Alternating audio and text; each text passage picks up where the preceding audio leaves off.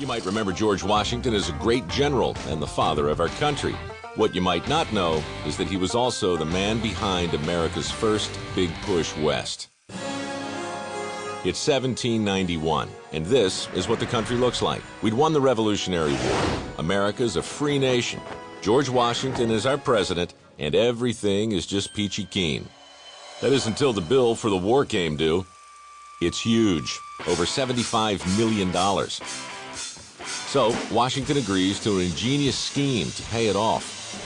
A tax on whiskey.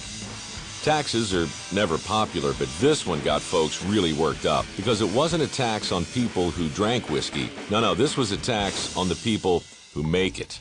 And a lot of those distillers were just poor farmers who counted on the cash they made turning corn into whiskey.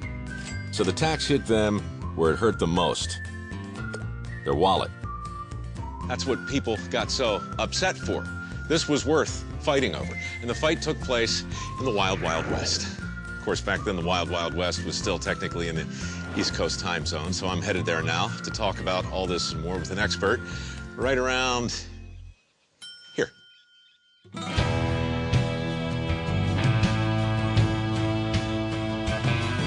That's terrible.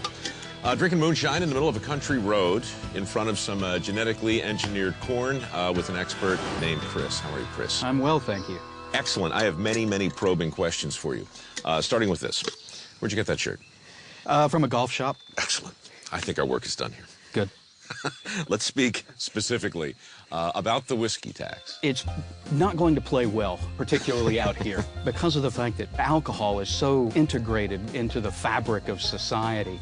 Everybody has a still. Whiskey as a medium of exchange because there's a limited supply of currency. There are times when preachers are paid in whiskey. I just want to make sure I heard you right.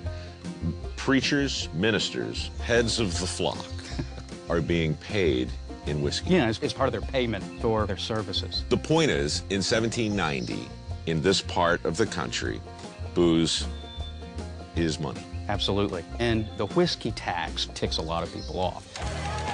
The people were ticked off, all right, to the point of violence.